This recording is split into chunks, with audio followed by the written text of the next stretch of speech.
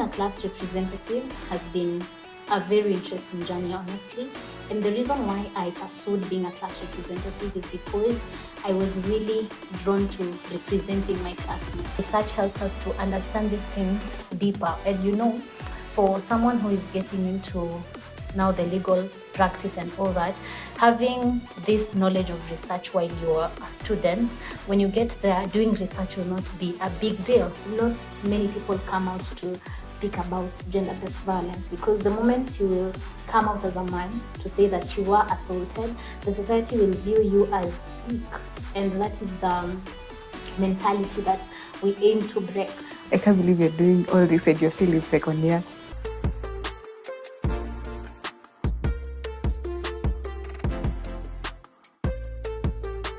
Hello, welcome to Legal Insights with Makua.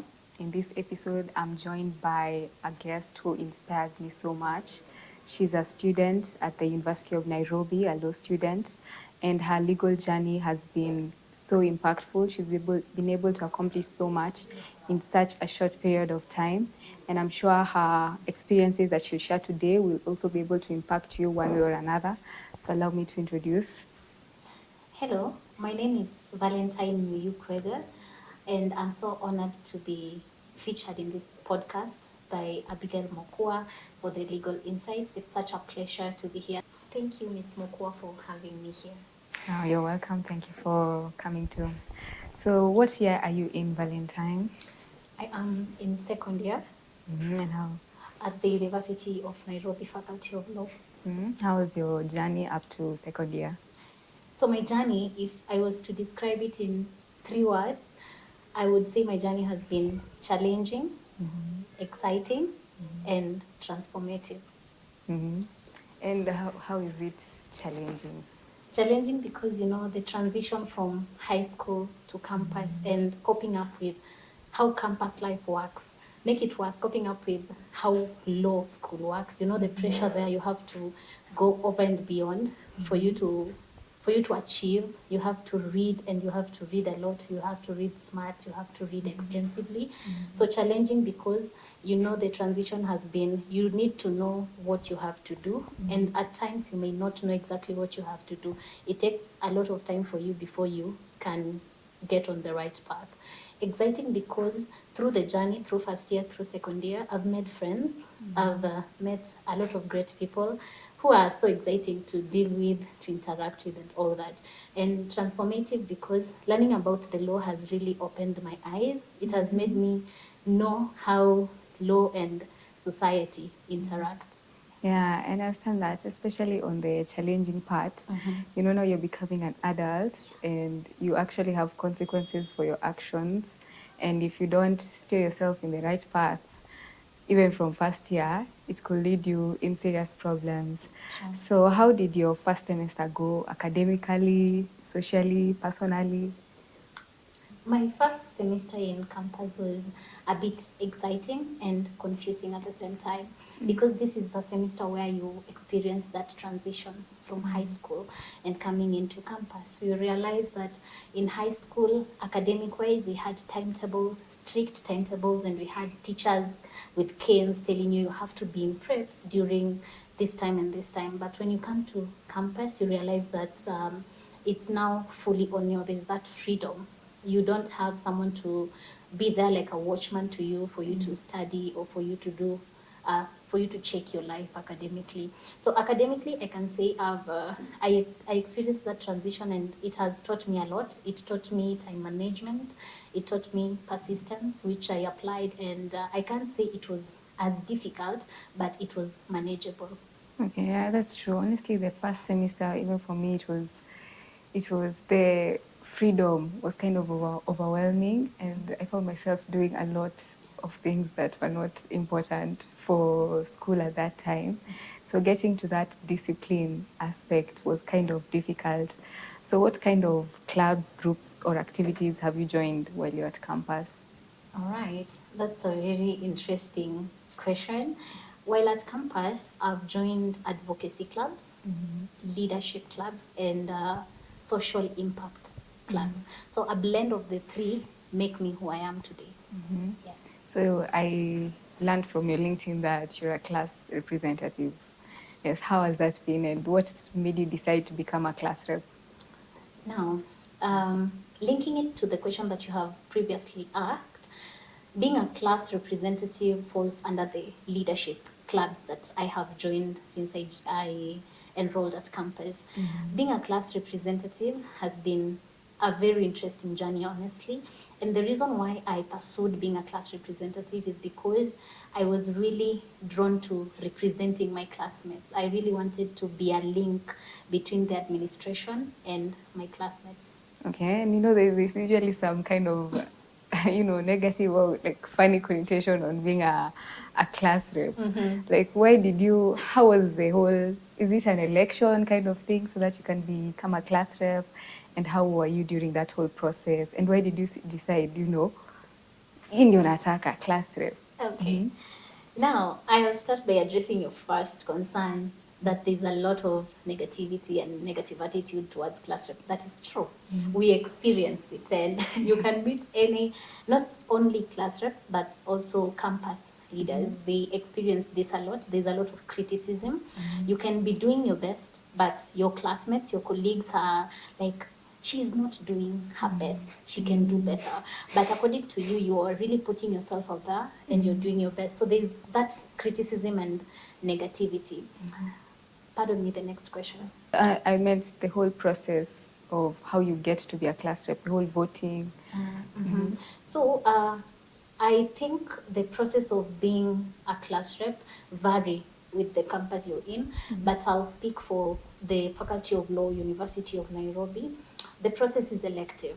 The seat, the position is elective. So when you join campus, obviously you will need leaders who are going to spearhead the process and is the communication between the students and the administration. So they normally give you a student leader who will oversee the process of election.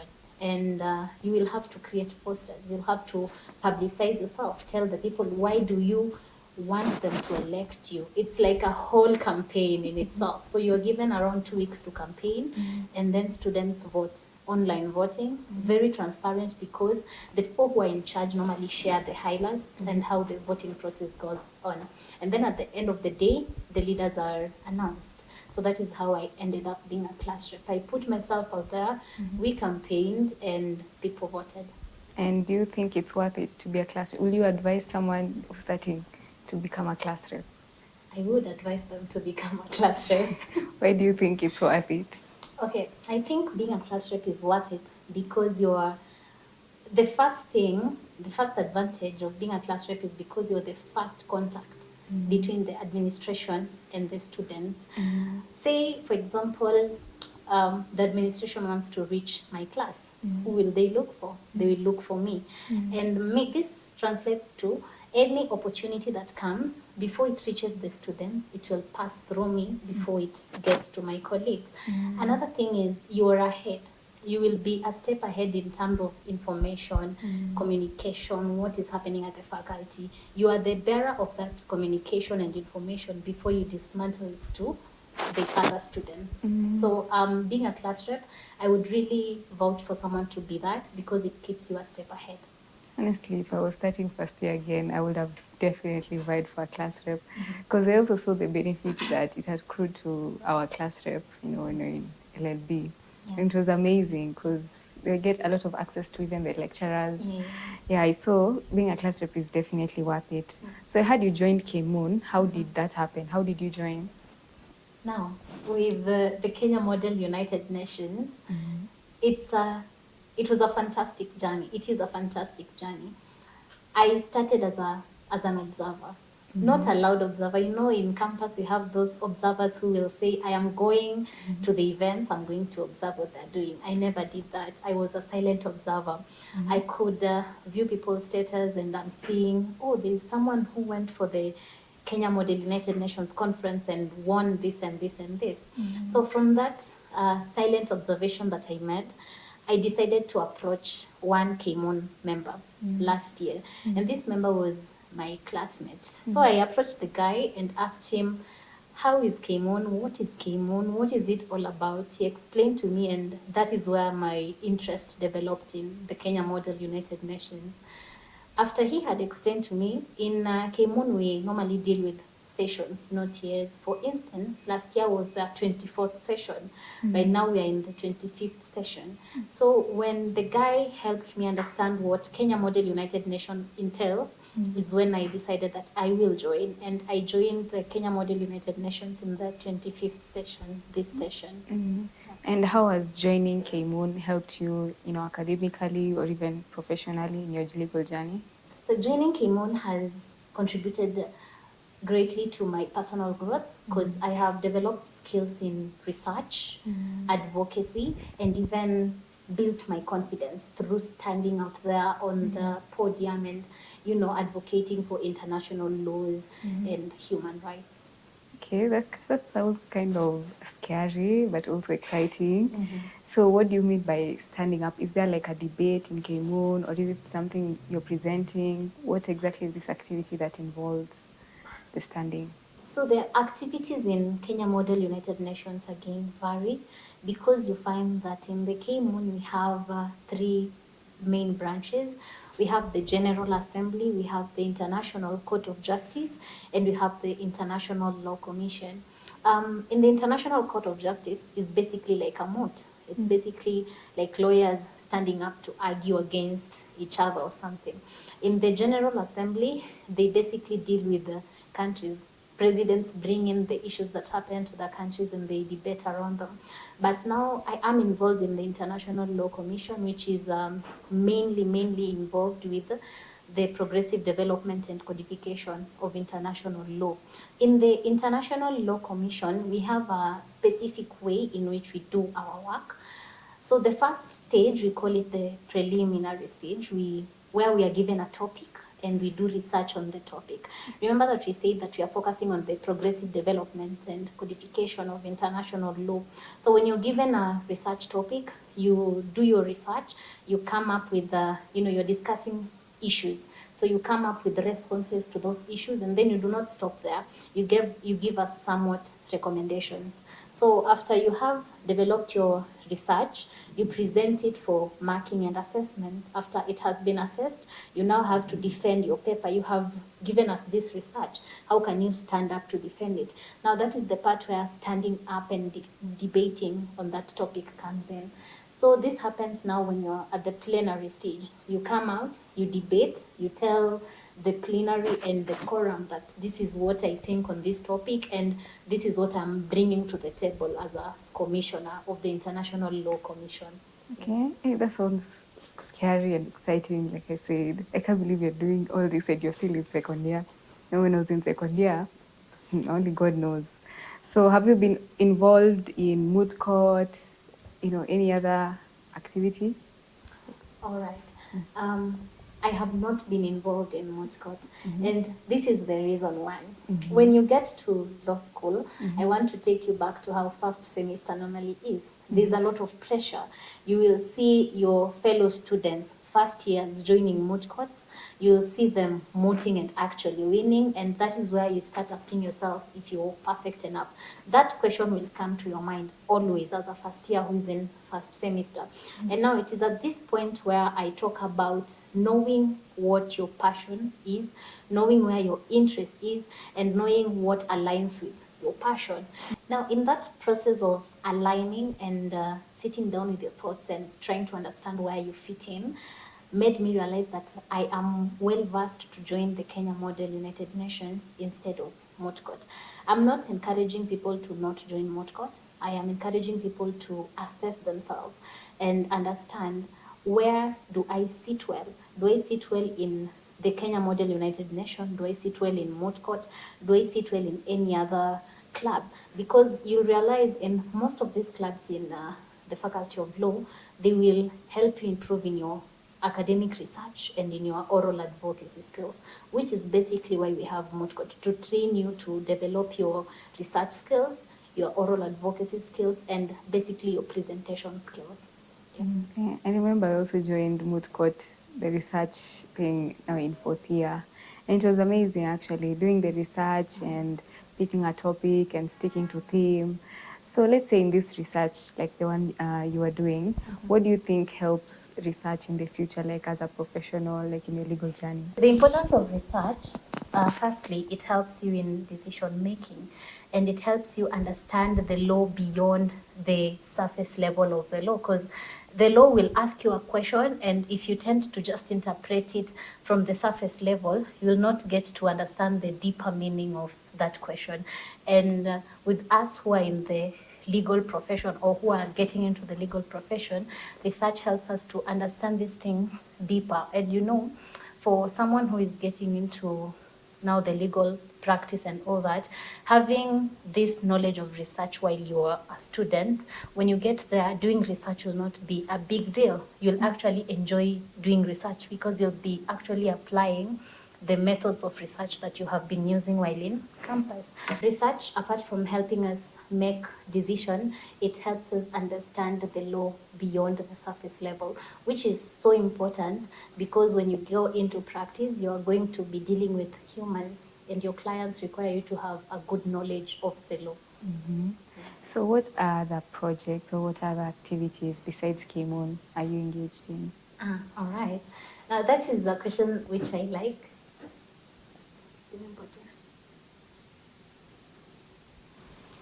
That is a very interesting question. So apart from KMON and in-class activities, I am also involved in public speaking and debating, as much as it still sounds in class.